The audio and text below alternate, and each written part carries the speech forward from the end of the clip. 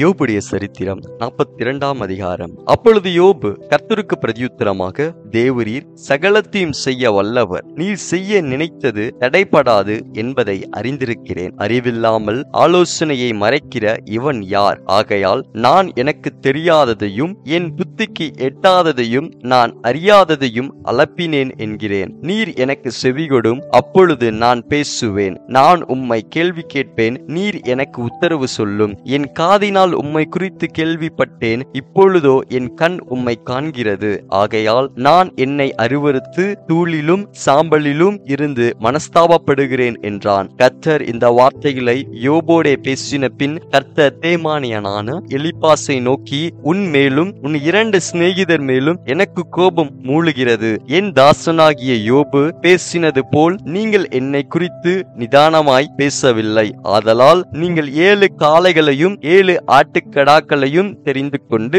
என் தாசனாகிய யோபினிடத்தில் போய் உங்களுக்காக சர்வாங்க தகன பலிகளை இடுங்கள். என் தாசனாகிய யோபும் உங்களுக்காக வேண்டுதல் செய்வான். நான் அவன் முகத்தை பார்த்து உங்களை உங்கள் புத்தியீனத்துக்கு தக்கதாக நடத்தாதிருப்பேன். என் தாசனாகிய யோபு பேசினது போல் நீங்கள் என்னை குறித்து நிதானமாய் பேசவில்லை என்றார். அப்பொழுது தேமானியனான எலிப்பாசும் சூகியனான பில்தாதும் நாகமாத்தியனான சோப்பாரும் போய் கர்த்தர் தங்களுக்கு சொன்னபடியே செய்தார்கள். அப்பொழுது கர்த்தர் யோபின் முகத்தை பார்த்தார். யோபு தன் சிநேகிதருக்காக வேண்டுதல் செய்த போது கர்த்தர் அவன் சிறையிருப்பை மாற்றினார். யோபுக்கு முன் இருந்த எல்லாவற்றை பார்க்கிலும் இரண்டனையாய் கர்த்தர் அவனுக்கு தந்தருளினார். அப்பொழுது அவனுடைய எல்லா சகோதரரும் சகோதரிகளும் முன் அவனுக்கு அறிமுகமான அனைவரும் அவனிடத்தில் வந்து அவன் வீட்டிலே அவனோட போஜனம் பண்ணி கர்த்தர் அவன் மேல் வரப்பண்ணின சகல தீங்கின் நிமித்தம் அவனுக்காக அங்கலாய்த்து அவனுக்கு ஆறுதல் சொல்லி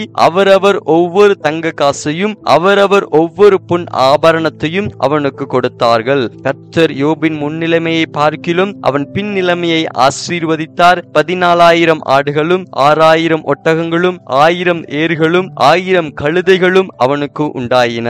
7 குமாரரும் 3 குமாரத்திகளும் அவனுக்கு பிறந்தார்கள். மூத்த மகளுக்கு எமிமால் என்றும் 2ஆம் மகளுக்கு எத்சியால் என்றும் 3ஆம் மகளுக்கு கெரேனாப்பு என்றும் பெயரிட்டான். தேசத்தில் எங்கும் யோபின் குமாரத்திகளை போல் சௌந்தரியமான பெண்கள் காணப்படவில்லை. அவர்கள் தகப்பன் அவர்கள் சகோதரரின் நடுவிலே அவர்களுக்கு சுதந்திரம் கொடுத்தான். இதற்கு பின்பு யோபு 140 வருஷம் உயிரோடு இருந்து 4 தலைமுறையாக தன் பிள்ளைகளையும் தன் பிள்ளைகளுடைய பிள்ளைகளையும் கண்டான். யோபு நெடுநாள் இருந்து பூரண வயதுள்ளவனாய் மரித்தான் என்பதே. ஆமேன்.